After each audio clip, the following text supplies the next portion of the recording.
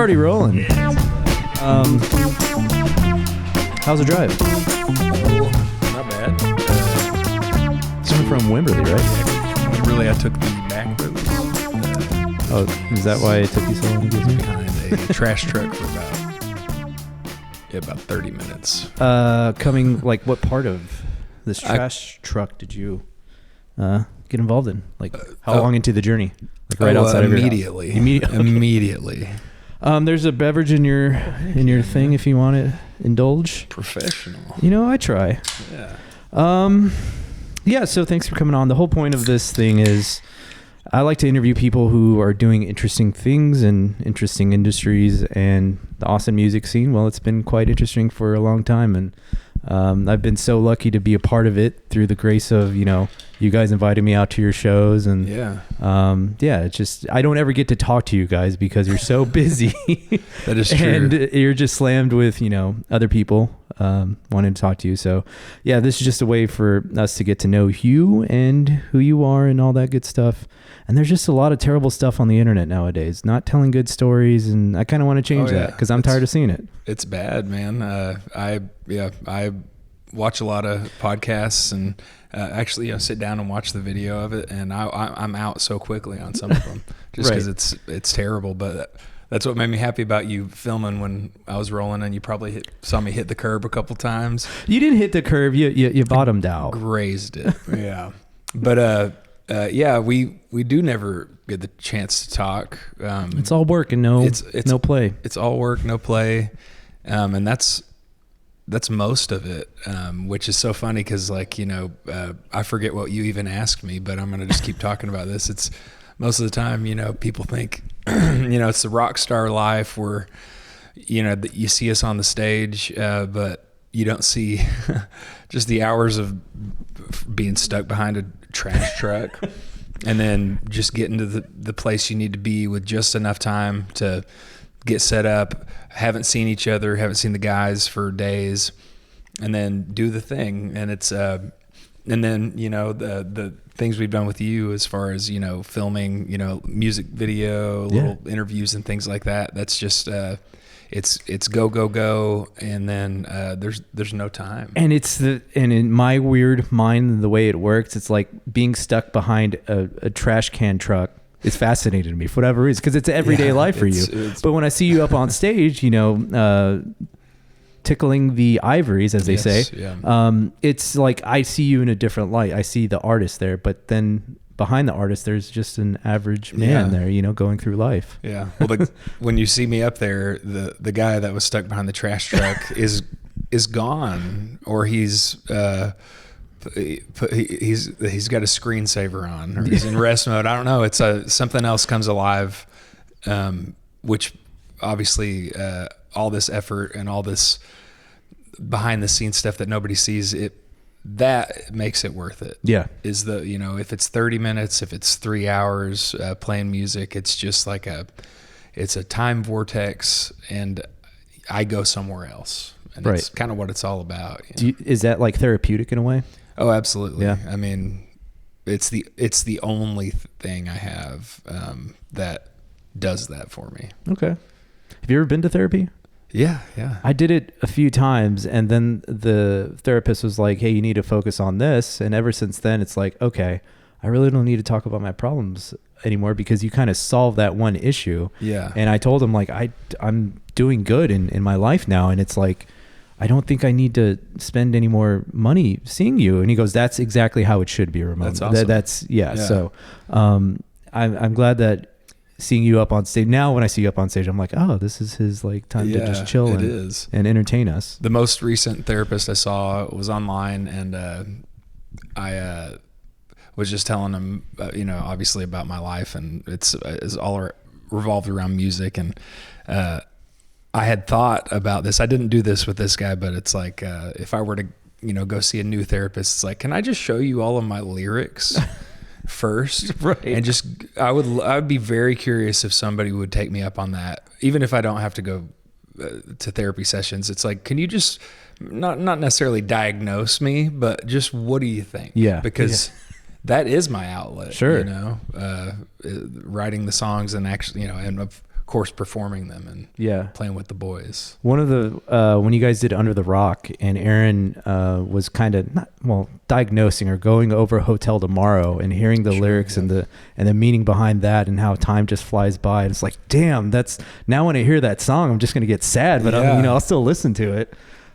Man, I had somebody come up to me after we were over at Antone's, and I think we did a trio, me, Marco, and Colin, who are members of my band, West Texas Exiles. And he was crying, and he was going through a hard time, and he was like, man, that song. And what's so funny is I was crying when I wrote it, when I began to write it. And that's how I usually know I'm onto something good, because it's like really pulling something, but then you do it 100 times, over the course of a couple of years, and you distance yourself from, or I distance myself from that feeling. And it's always good to have those little reminders, it's like, this is doing something for people that it did for me, that's magic. And I don't know what else to call it. Do you think it's like when you play it so many times, it loses its essence and its meaning, and then, someone like that guy just kind of brings you back home to why you do what you do? Absolutely. Now I asked this question with the last artist I had on, which is Nico Little. And he performs at Friends and, all the other bars here in town. And I asked him about the famous Jack White playing at Continental Club, which another awesome band will be playing there Friday night, coming up. 2 bands actually. And we'll get to that later. But when did he play? When did he do that? I want to say maybe last month. He came to town specifically for the Mohawk show that he had, but he does like these surprise things. And I think that's very cool. Yes. But the price point that he had it at was $150 to go into the Continental Club. Mm-hmm. At like noon, right? At 11 o'clock. So me being an entrepreneur and having my own business and set hours, I was like, when I heard about that, I'm like, I'm totally going to go get in line. I'd have no problem waiting 2 to 3 hours. And then I heard the ticket price. And I'm like, fuck no, I'm not paying that price. Now, granted, it's a very intimate show. I get the allure of being that close to such a professional artist and someone that I grew up loving, and I still love his music. But that price point just put a bad taste in my mouth. And I feel once you get to that level of success, he owns his own label, he's making good money, and I know he has some sort of overhead with the band that he's traveling with. But with a special show like that, why not keep it at $50 or something in my mind that's reasonable? What's your take on it as a professional musician? That makes sense. My first thought was, if people will pay it, then absolutely. But like you said, I could use that money. So switching gears, if you don't need the money necessarily, I guess it's just making it cost preventative to not make it so crazy and there be a mob, but I agree, to do something that kind of cool and unique and last minute announcement at the Continental Club at 11 a.m. Yeah. Come on, make it a cool experience and make it. That's pretty ridiculous. That's because when you have it at that price point, there's only a certain level of people who can be available that day and also pay that price. And I don't know, it's just like throw your fans a bone. Remember when you used to play $10 shows at whatever dive in Detroit? It's like, I don't know. But what kind of made me double down on the idea that price just seemed wrong was he's charging the same amount at Mohawk for $150. Yeah. Now, I felt like, okay, maybe at Mohawk I could see that cost there, but when you're doing a surprise show, it's just like, I don't know, make it first come, first serve. Were they filming it? I don't know. No, I don't think he allows people to film his show unless did they have? Yeah, that's what I'm thinking. Because if you're going to do that and tickets are cheap, the crowd might not be as as well behaved. Yeah, I get that, but I don't know. I just wanted your take on it. I'm with you on that. I also can see why maybe it was kind of cost preventative. What was the most you ever paid for a concert ticket? Do you remember? Ooh. Not much. I probably, I can't, and it was so long ago. Oh God, I'm not going to say the last one I went to, but yeah, years ago I've went and saw John Mayer, and Coldplay, different shows, but like same weekend or something. But I don't even remember how much I paid, like $40. That sounds reasonable. $30, yeah, $40. And even if you're factoring in inflation now, I don't know. It was upsetting to see that price point. Yeah. I think prior to that sales price, I saw Jack at was it Moody Theater for $44. So I paid for me and my buddy to go check him out. Yeah. And I was like, I don't know. It was a bigger venue. I get it. There was a lot more people there. And then before that, my favorite concert was Tom Waits in El Paso for $80. So I was living in Midland with my parents, drove all the way to El Paso that night, went by myself, and then drove home that night. It was an awesome experience. It was during his Glitter and Doom tour. And I was okay, that was a check off the old bucket list. So yeah, that was fun. Now going back to Continental Club, what's happening this Friday? Oh, this Friday we are playing there for the first time in a minute. We did a residency there. October, September, July, maybe. We did almost a full year, not consecutively. I think it probably was a full year with just a few months off in between. But yeah, we're going to be back at the Continental Club this Friday, the 13th, December. Will you guys be doing flash tats like with the Friday the 13th? Oh man, that's a great idea. West Texas Exiles, just get a tattoo artist. I might need to step next door to South Austin Tattoo. Dude, that could shout out to Pedro who gave me this West Texas Exiles tattoo a couple years ago. Really? Yeah, okay, right there. That's awesome. Me and Eric both got those. But yeah, we're playing there with Nether Hour. Yeah, and they're releasing a single. On the way up here, I was just listening to the rough mix of a single that we're about to release as well. It's a cover, which is kind of fun. Oh, really? Of Amarillo Highway. Okay. Yeah, Terry Allen. Oh, there you go. Yeah. Beautiful. I wasn't aware of that. That's cool. Yeah. That's awesome. So how did you fall? Let's take it back to where you grew up, which is where? Amarillo? Yeah. Okay. Yeah. I thought I'd get that right. Yeah, that's a nice little segue. Amarillo Highway, I've been on it. Yeah, so I grew up in Amarillo and moved away from there in 2020. 2020, what a hell of a year. I can't remember what was going on specifically, but there was the pandemic. But do you come from a line of musicians? Were your parents musicians? I do technically. My dad sang in the church choir, great voice. That was about it. My parents made me and my three older brothers take piano lessons. How bad did you hate it? I hated it in the moment so much. I remember having to practice 15 minutes a day and thinking that it felt like 2 hours. And just really wasn't into it. I was 5 years old, and so that probably makes sense. But probably just want to go outside and climb a fence or something. Yeah, but normal kid stuff. Yeah, like piano. And I really hated it. I've got a hilarious picture of me playing the piano, and my face says it all. It's like my mom's just making me take this picture. And what's cool is I still have the piano that I grew up playing. Oh, okay. It's a baby grand piano, and it's mine now, which is incredible. Yeah. The music bench is still full of all the notes from my music teacher and my brother's stuff. And anyway, so went on from that to violin, which was even worse. Violin? Yeah. It was like the Suzuki program in school. Okay.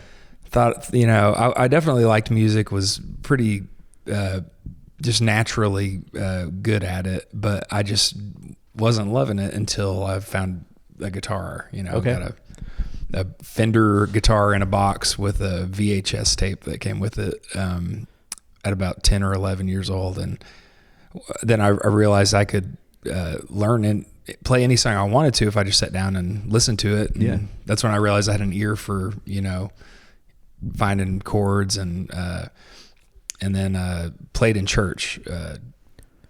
3-4 nights a week, And that's just the services. And then what religion? Baptist, Catholic, non-denomination. Okay, non-denom. Cool. Right on. Non-denom.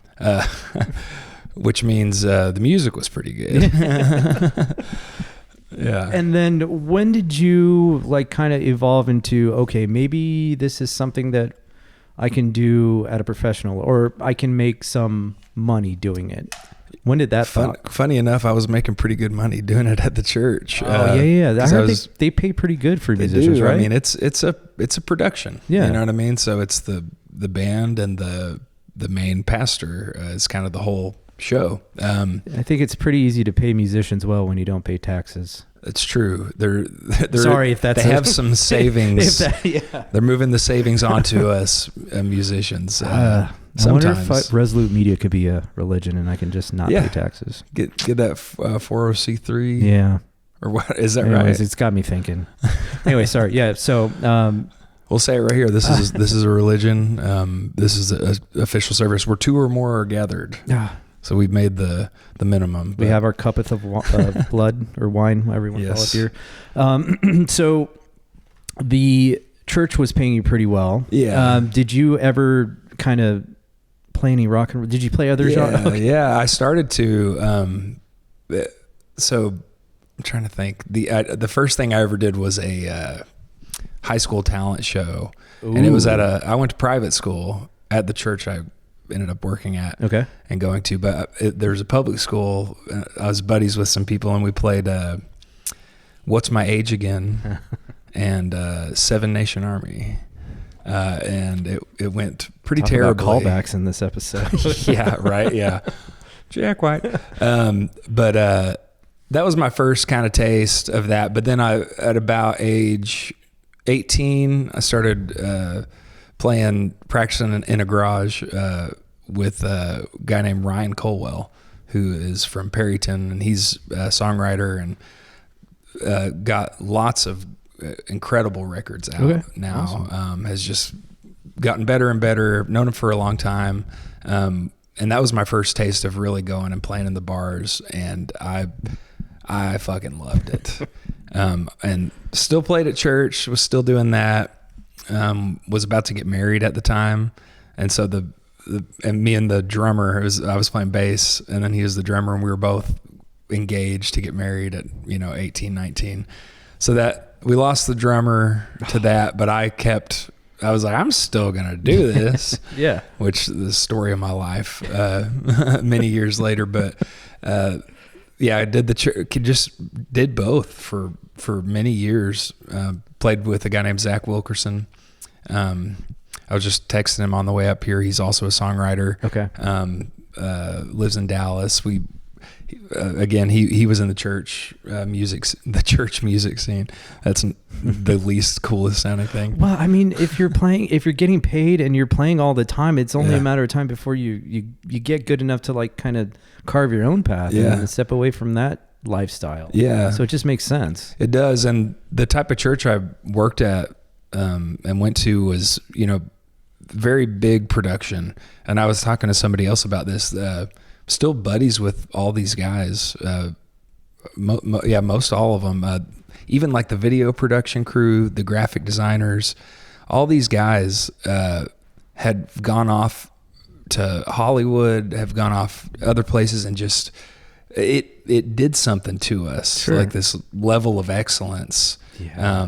And having I guess really the budget to support it, which, it takes money to buy cameras, it takes money to buy guitars. Tell me about it. It's crazy. It's crazy. And then to go out and have people, try to barter you down is just like, do you know what went into this? Yeah. But it's a passion, but a lot of great people came out of that. A lot of musicians that I've worked with, they will play a gig late into the witching hours on a Saturday, and then they're like, man, it's going to be tough tomorrow at church. I'm like, what do you mean? They go, I'm going to perform at church tomorrow at like 8 a.m. I'm like, you have 4 hours of sleep. You better get going now. Ooh, I did that for a short time. I remember getting dropped off at the church, driving in from Dallas or Houston or I don't know where we were. Yeah. And it was just, I realized like something's got to go. Cause I was also working a full-time job at a bank doing Sunday mornings. And I was the guy like, you were a banker. I wasn't just playing. I was leading the service. Okay. Yeah. I was in the marketing department at a bank. Oh, so wow. it's not. No idea. Well, that explains your graphic design. Yeah. Oh, shit. Okay. Yeah. That's where I would have never known this in the 5-minute convo at a bar between two beers. Yeah. Okay. We've never had this much time. No.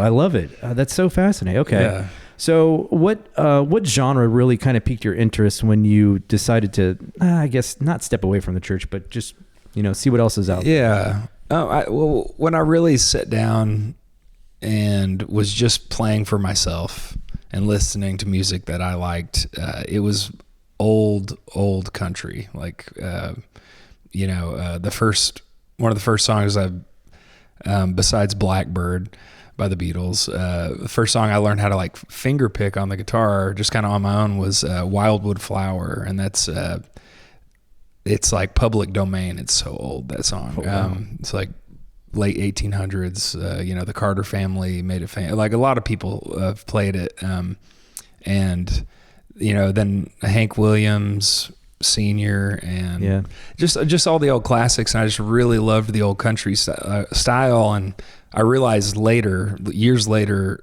just the similarities between old country songs and hymns, like church hymns, like just the song structure and some of the simplicity of it.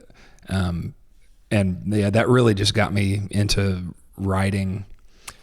And I will say this, I did see a David Ramirez solo concert in Canyon, Texas at Palace Coffee. Shout out Palace Coffee. Patrick and Crystal are great friends of mine and have a killer coffee shop. But I left that show and immediately started writing.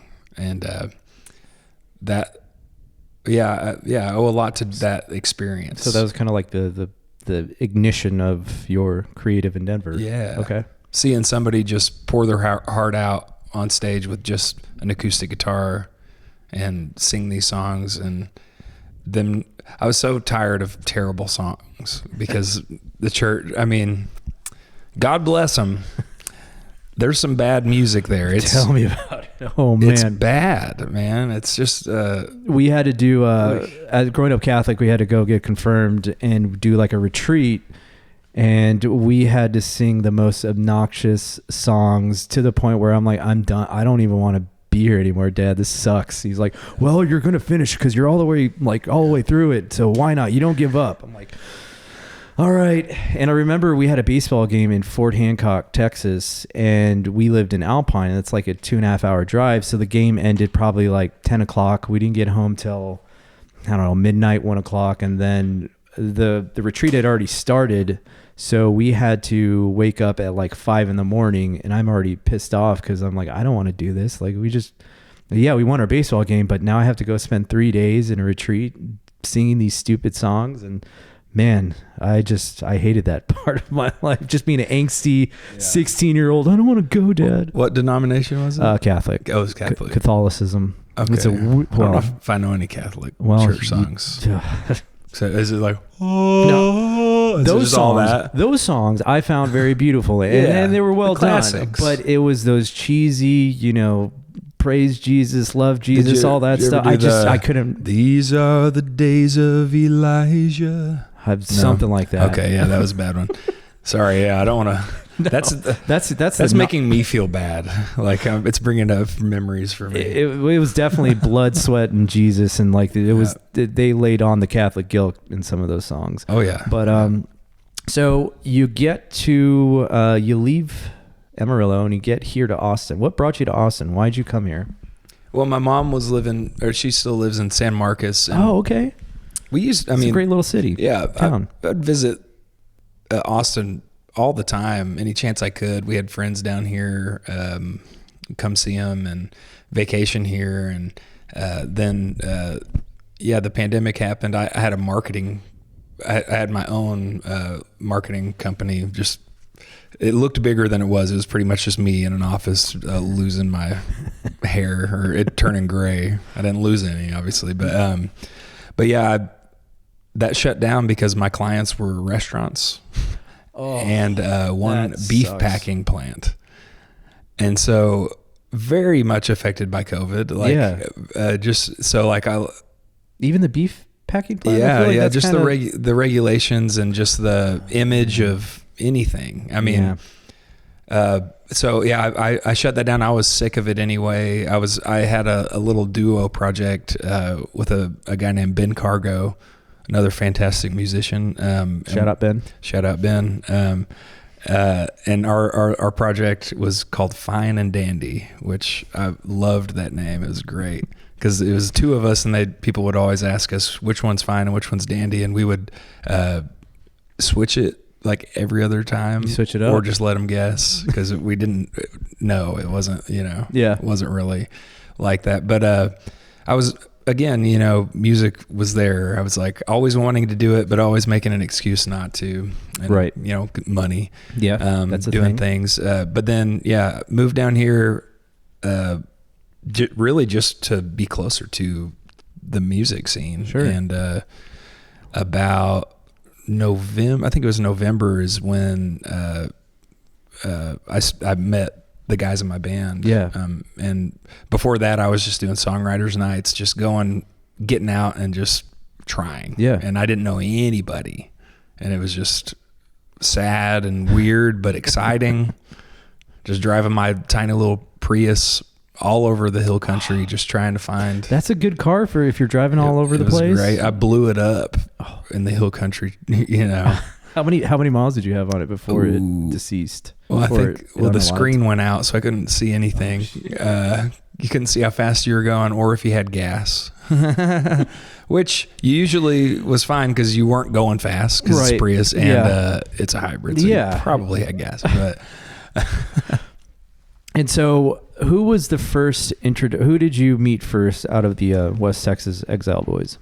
Man, I think it was Marco. Well, it was Marco and Trinidad together. I think I met Marco first, technically, because they were in the Dirty River Boys. Correct. Okay. This was at a Dirty River Boys show. I showed up to meet my buddy just to hang out, who was in the opening band. And where was this at? What show? This was at the Happy Cow in New Braunfels. Oh, okay. Yeah. Not familiar, but it's a spot. Riley's Tavern, like the original Riley's Tavern. It's right down the road, which is like the first bar to open after Prohibition in Texas. Oh, okay. Anyway, historic bar. You can still smoke cigarettes in there, which is I mean, I kind of miss the smell. Yeah. It's nostalgic. Yeah, I don't. It is very nostalgic. Miss going home smelling like it. That's true. River Blues out in Alpine, where I'm from, that was a establishment that you could still smoke in up until I want to say, maybe like 2015 or something like that. That's late. Yeah. Yeah, Riley still's got it. Yeah. But yeah, just down the road is Happy Cow, and I was just going to the show just to hang out. I knew of the Dirty River Boys. I actually had played a show with them in 2011, and me and Marco have talked about this. Like, I do not remember seeing him, but our drummer got so drunk. He got overserved. He got overserved on a couple things. Maybe smoked some grass for the first time. Ended up in this RV, which was the green room behind the stage, and he was passed out. And so he had the guitar that they were giving away on him that everybody had to sign, and then he had DRB written in Sharpie all over his face. And so I know we have crossed paths. Were his boots or shoes on? He kept his shoes on. Okay. Well, then fair game. Yeah. Fair game. That's how that rule is played. He's one of those guys that doesn't take his shoes off, I don't think, like when he sleeps. Well, hopefully he learned a lesson there. He learned a lesson, and I think he got out of music. But I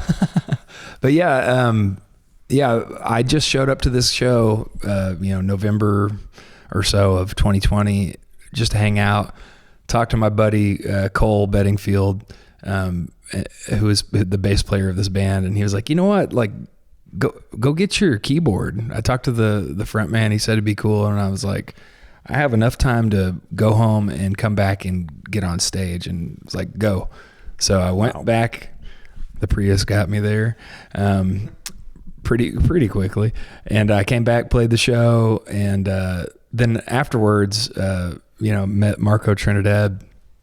We ended up hanging out all night at shout out Uncle Laser, the comedian. That's your boy. Yeah, that's my boy. His brother Drew I'm good friends with. Okay. We ended up going up to Uncle Laser's house in his backyard and just hung out all night and passed the guitar back and forth. Was this in New Braunfels as well? This is in San Marcos. Okay, actually. So you ventured a little north. We ventured, Okay. Luckily, a little closer to my home. Yeah. Everybody. We connected and stayed in touch and got together a few times after that just to practice for no reason, just to see what would happen. And I remember leaving maybe the third practice and getting a text saying, hey, what do you think about a band called West Texas Exiles if we were to call this that? And I was like, it's too many words, was my first thought as a marketing guy. It's like, that's too many words. I'm thinking about the logo, but it's the perfect thing, I think it represents you guys very well. Where is Trinidad from? Is he from Amarillo as well? Lubbock. Okay. Yeah. All right. That I kind of have you Amarillo and Lubbock, boy. I don't know if you guys fall into the West Texas part. Maybe more so the Panhandle. Yeah. I don't know. If you Google it, have you ever Googled it? I've not. Pretty hilarious. It'll give you every result. Okay, it'll give you every answer that fits your... It's most definitely the Panhandle. But Texas is such a weird shape. This is my... I feel defensive because it's like, if I'm not from West Texas, I can't be in the band. It's got to be the Panhandle is West Texas. But I mean, you want to gerrymander the lines just so you can be a part of the band? It's just it's a whole separate place. It's such a huge fucking state. It is, but people up there, you ask them, it's West Texas. People in the Panhandle don't think El Paso is West Texas. That is bullshit. Yes. That is I don't agree with that statement. Yeah, maybe the maps are outdated up there or something. Got some old globes. But it's a state of mind, I think, and it is kind of the isolation, and although it'd be pretty different. And it's it's not Dallas, thank God, not East Texas, thank God. But it's the Panhandle is it is West Texas to me in my heart. And that's all that matters. Forget what I say. I'm just no. This comes up all the time. Growing up in Alpine, it's like you really don't. It was a small town. Our graduating class was like 63, and it's like we were too young to understand what it really takes to make a living out there because we were still in high school, and also we didn't know how good we had it out there. So when I go back, I'm like, God, this is such a beautiful place. It's a nice, reset from the city life. And that place just, I think it breeds creativity because there's nothing else to do out there. Yes, there's something to that for sure. So when you left, did you feel like, were you good riddance? Like, yes, a little bit. There was a little for me. Exactly. There's a little bit of sentiment of like, I'm too big for this place. And then that kind of just, I don't know, it dissipated over time, and I realized how special of a place it was.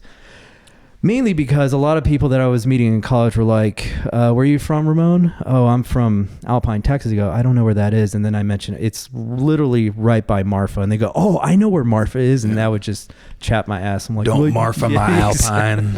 And but I think that place just breeds creativity because it has to. You're either going to get in trouble, you're going to knock up your girlfriend in high school and kind of, live that drugs. Or you're going to play sports. And thankfully I played sports and, kind of got into music. And I was, so I was able to escape that, not a trap because, life happens. It can be. I mean, it can be, yeah. Well, when you're that isolated, it's essentially a trap. I think you learn like, oh, this is the only life there is. When if you're, I guess, brave enough to step outside and see what the world has to offer, you find that it's the world is a bigger place, and I love the Alpine, and it's great. And there's with creative people, it's something different.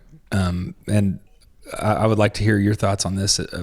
Coming from Alpine, but like all these guys I talked about earlier, you know, that worked at this church, the creative people, they all went out and did amazing things. And it is that isolation and that,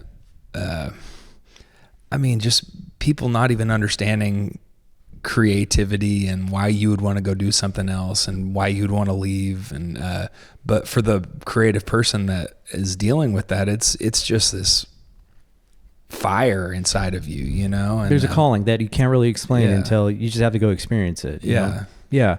I don't really know what sent me out of the world. Well, it was just wanting to see what else is out there, but also, I don't know, just do something different than what my family had told me to do. I think they were a little bit scared that I wanted to get into like video photo work, because they're like, does that come with a 401k? Does that come with a retirement plan? All the stuff that parents naturally should worry about. And I'm like, no, it doesn't. But, we'll make it work. This is, we're living in modern times. I'm not going to go hungry and starve. I'll figure it out. You guys gave me a good work ethic, and you guys inspired me to do something good with my life. And I'm not going to be a shithead, but, I kind of want to just go figure it out. And thankfully they were, okay with it to an extent. And they were like, well, if you ever need money, I'm like, no, I'll be fine. Yeah. Trust me. I wish I had your work ethic, by the way, man. I feel like it's just a fear of not knowing when the next job is coming. Yeah. And I stifle that fear by just doing stuff like this, staying busy, idle hands and that saying. Were your parents, what did they say when you wanted to step outside of the church? Well, just become a full-time musician. Were they? Yeah. I mean, they were always, I remember the day my dad took me to the guitar store to after I'd worn out I don't even know what model Fender that was, just the cheapest guitar. He wanted me Squire. It was a Fender, okay. Proper Fender, but came in a box. Okay. But got to buy, pick out my own guitar that I could plug into the sound system, and awesome. It was a bright red Fender acoustic, which was nicer than the other one. But he then proceeded he's like, hey, I got this mandolin on eBay, just to see if a banjo. Yeah. Here's he just told me I see this in you, just want to give you the options, That's to awesome. pursue That's it. Great. Yeah. Yeah. And it was always a lot of support. Not doing it in the church, changed some things for sure. Yeah. Because I don't know if this was a thing in church that always rubbed me the wrong way. Is like, man, if Kurt Cobain could have been if Nirvana could have been a Christian band, think about how many lives they could change if they could just use their talents for good. And that really pissed me off, because it's like, well, Christian music sucks. We already went over that. I don't know. POD was pretty cool. Oh, POD. Well, yes. But I can't really name any other Christian rock band that were successful. Not in the middle. Yeah, there's some okay ones. Yeah. I passed off Creed as Christian at home when you could say that. My parents were going through my CDs, listen. They're saying, "Can you take me higher?" They're talking about heaven, and so, they were supportive. Very much so. But yeah, I was an adult and on my own by the time I really went off and was playing in bars, and so I just didn't give a shit. Yeah. But the support, kind of like you were saying, grew more into just a genuine concern as a parent, which I can understand. I've got kids, but it's like it just became different. Yeah. Because they're concerned about money and environment that I'm in. And, but meanwhile, I finally felt like I was on the right path. Yeah. That Nirvana comment of what if they did, I agree with you, but I also am curious to see what would have happened. Would we still have Kurt Cobain around? If he took the Christian path, or it makes me think at the very least. Yeah, I don't want to be too crude. I think if he did take that path, he probably would have done it sooner and not been with us. Well, we wouldn't have the music that he wouldn't have blessed us with the same music or the same genre. And I mean, who's to argue that he didn't impact people with the positive, the effects of his music? Exactly. We can't really categorize how many lives he did save because of his music and because of his story and because of what he did to himself. And it's such a, good Lord, I'm not going to really talk about politics, I promise. But just to make things binary like that, it's Christian and secular, left, right, whatever. Right. It's it really, you miss an opportunity to see something authentic, even if you don't agree with it 100%. You have to have that dichotomy. You've got to have both. You've got to have evil for there to be good. And not that Nirvana's evil, in that example, but it's No, I'd never really thought, because we were just in Seattle 2 weeks ago, and we went to a museum where they had, all the historic elements of Nirvana. I got to see the contract that they signed with Sub Pop. It was they signed for $600 their first initial year. It's that's crazy. And then they just blew up. The year? Yeah. That one first year, I believe. Wow. Got their first album they put out, which was Bleach. Maybe I wasn't allowed to listen to it. It was a pretty low number considering the what they grew into being. Right.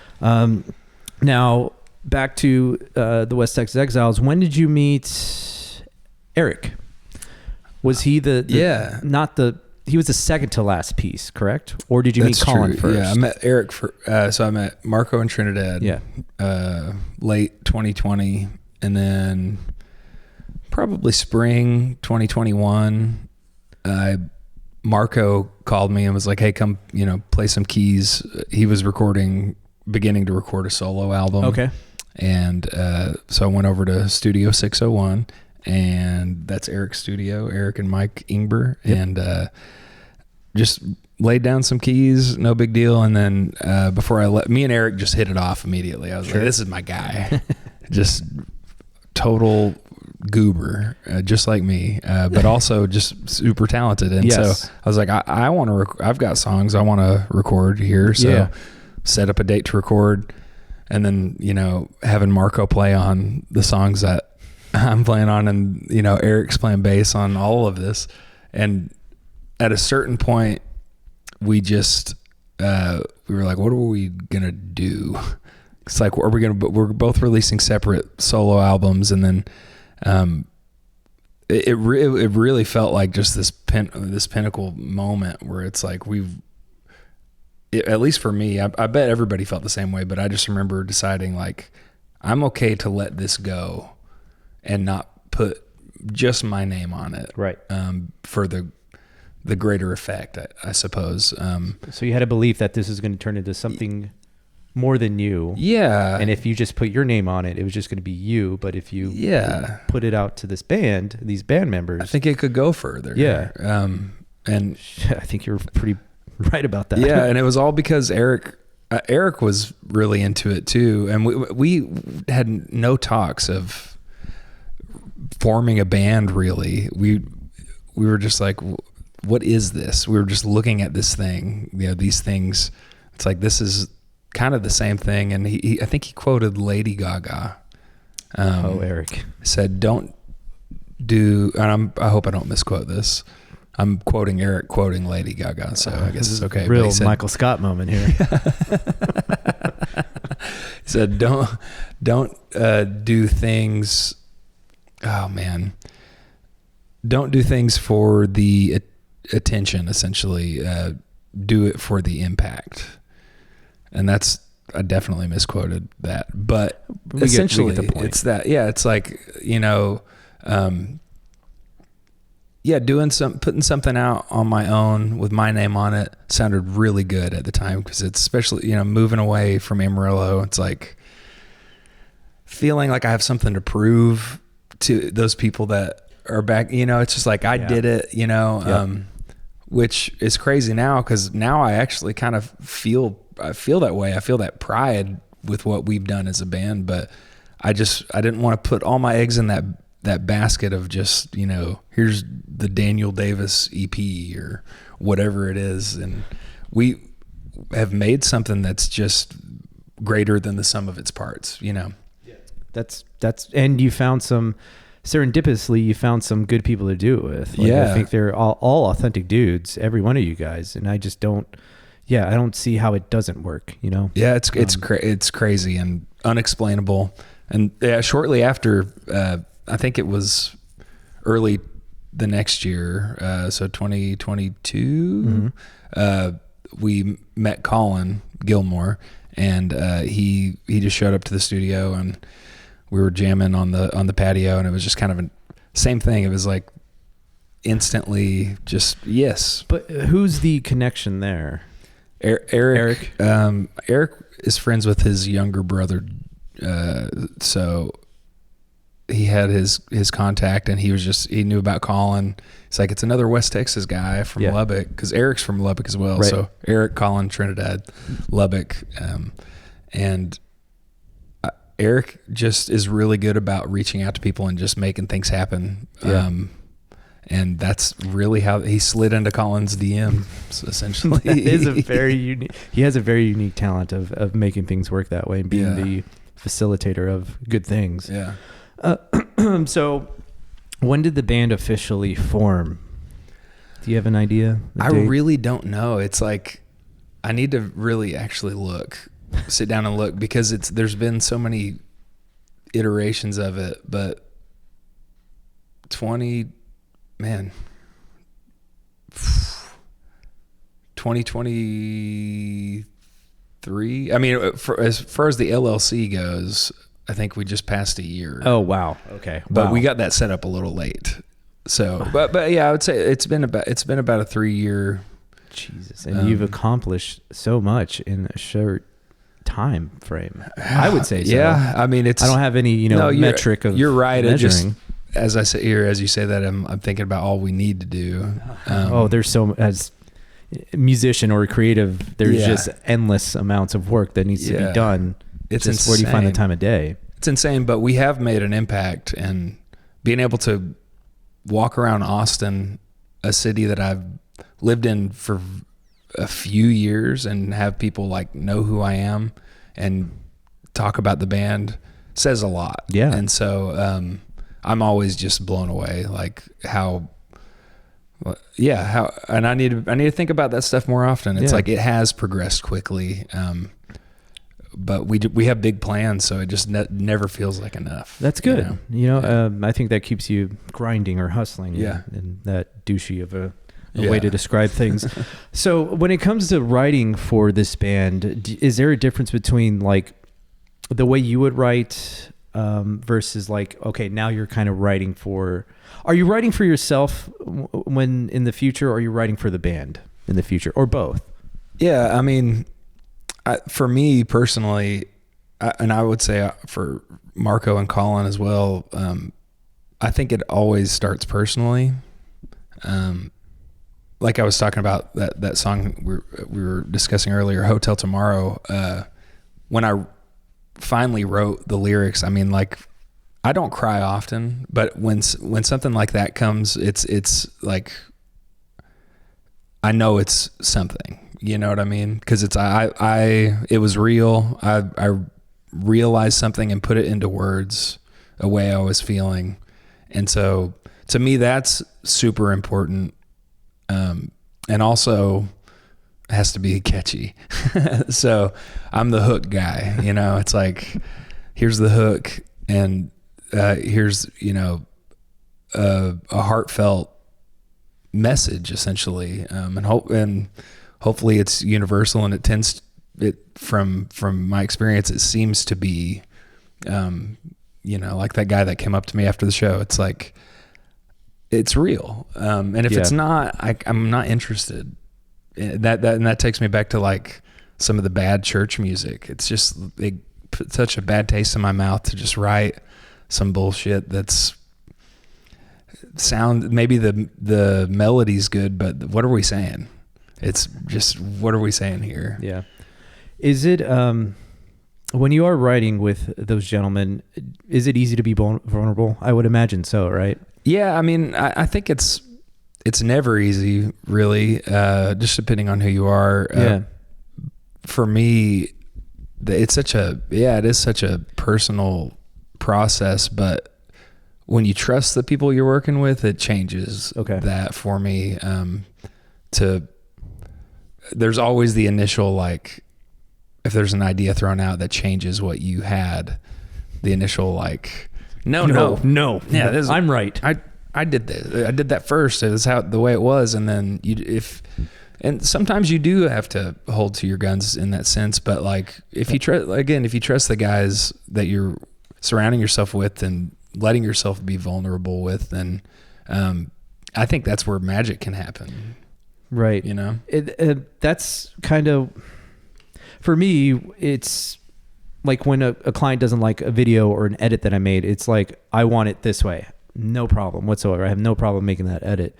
But when you're creating art with other individuals and someone says, let's try it differently, how do you know when to, one, take criticism and when to put your foot down without hurting someone's feelings? Or maybe you have to hurt someone's feelings. I don't know.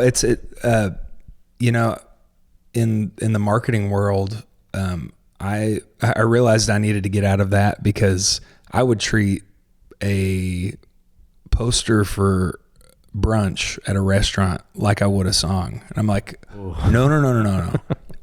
You don't know how much I nailed this, and your change request is going to ruin it. And so I didn't handle that stuff well. I'm learning how to deal with that process, and it's very tough to do. Yeah. There was a particular project that I was working on out at West Texas, and I saw the script, the shot for shot list, and I'm like, I'm going to nail this because I'm from this area. I know what this people need. I know what this area represents. I know how important this area is. I know how important tourism is to this area. So when you gave me this project, I'm going to fucking nail it on version 1. Yeah. 7 versions later, I've kind of lost that feeling. And it's like, don't tell anybody I did this. Exactly. You'll ruin my masterpiece. I told clients that before at the end, like, don't tell anybody I had anything to do with this. I won't be that drastic, but it was a learning process to be like, okay, Ramon, they're paying you this money.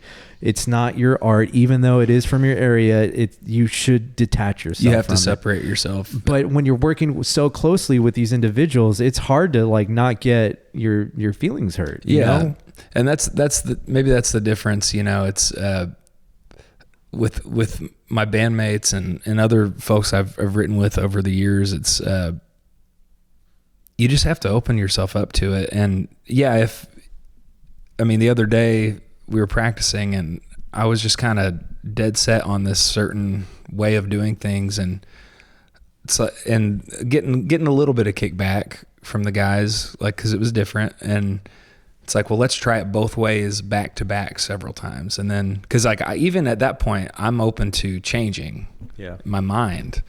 But then if I have, it's like, I'm going to be adamant about this. I think we should keep trying to do it this way. And I mean, and that's the good thing about, there's 5 of us, and yes, it is a majority. They're professional musicians. Yeah. They understand the concept of making a song. So I think, kind of have it easier. And sometimes it's different, and it makes for more work and more practice to change something. But if it needs to be that way, I feel like the original songwriter or whoever kind of initiates the song that we're writing together, there is a little bit of I'm going blank on the word there here, but like, whoever brought it kind of gets the final say. The final say, essentially. But I don't even know if that's even true, just because we're such a group, you know what I mean? So it's like final say is the group.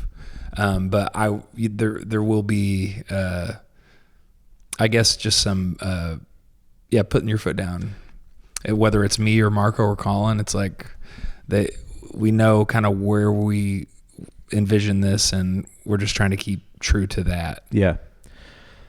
So how do you guys, and maybe you can answer this just for yourself, but how do you find a balance between the business of making music and being a musician versus the art of being a musician? Oh man, learning that firsthand right now. It's crazy business. This whole industry is changing. There's no game plan for it. There's no no. Yeah. We could do something totally random and it could work. And then you could do what you're supposed to do and it not work. And so it's the Wild West. And that's why we wear hats. We're a hat band. Looks like we just got off the set of, what's it? Yellowstone. Yeah. No, but it's crazy how much business it is. And it can be infuriating and discouraging to wake up in the middle of the night and be like, oh my God, we haven't done anything on TikTok. We have 3 videos on there. I don't even know what the password is to log in. And right. All I want to do is play music and write music, and then magically dollars will come into my bank account. But that's the way it's supposed to work. If people don't see it and you don't meet people where they're at, they're not going to see it. And so realizing that we've got to do that on our own, to a certain extent, and for, you hire people along the way, but, we're not signed, with any label or anything like that. We just kind of piece it all together and do it most of it ourselves. Yeah. And, I really wish it could be more about the music. It's just, I think that's just most things in life. Yeah. It's, you can't always have it your way. Yeah. Otherwise it just would be too easy. Everyone would do it. If it was just music, we would just ruin ourselves. Like it would be over in a year, Right. Throwback to Nirvana. Yeah. So what is your take on Spotify? Is it beneficial? Because one thing Nico pointed out was that, I have analytics to know who my audience is. I know, all the data points. And so that way I can, kind of play the game and write songs for that specific audience, but also, still kind of do my own thing. So what's your take on Spotify? My take is I looked through our bands like Spotify Wrapped, and I hate it. To be honest, it's cool. I mean, if you were to, what do you hate about it? The metrics, just the platform that we put this pedestal that we put these metrics on. Yeah. It can be discouraging, and it can also be misleading if they're good. Yeah. And numbers like that, yeah, they matter in certain ways in the business, but for us, it's the authenticity of the music. And so I could see, maybe we have a huge spike over in Sweden. We don't. I'm just for example, but we do have some that are out of the country, and it's interesting. And I have a friend that knows a lot about this stuff. But yeah, you could. I don't necessarily think I'd write a song or change that direction, but I might book a tour over there. Yeah, and push the hell out of a single or a record to the radio over there. Yeah. Because there's people interested, and that is interesting to have that information. But I think we just have too much information in general nowadays, to where boredom is great for creativity, and to just always be informed it doesn't keep you bored. Yeah, and that's kind of where I'm at on that. It keeps you worried. Keeps you worried, and just anxious. And it's just the same thing with social media. It's like, man, it can be detrimental if you really give it that place in your life. The internet is a new thing that I think we as humans are trying to understand and learn. And I mean, before we just knew all the terrible things that was happening in our neck of the woods. Now we can see right in our face all the terrible things that are going on all over the world. Yeah. And I have conversations with my mom. She's like, oh yeah, the world's a terrible place. I'm like, Mom, the world's always been a terrible. Well, yeah, but the world's always been a terrible place. There's always been terrible things going on where we just weren't aware of it. Now it's right in our face. And what you can do is you can just put the phone away. Like, to your point, go outside, go have a beer with a friend at a bar and not, be on your phones. Yeah. Like, shoot the shit. There's so many other things you can do, but because there is a lot of, there's a lot of value in being in the social media game and being on Spotify and all this stuff. It's a powerful tool, but like with any tool, you have to learn how to use it properly. Yeah. And sometimes you don't need to use a tool every day, That's true. Yeah. And on the flip side, seeing all the bad things, but seeing people do well. Yes. That's, I've heard people say, I think it might've been Pete Holmes, the comedian. He's got a podcast called, You Made It Weird, which is that's something I do, but, it's like people are succeeding at you.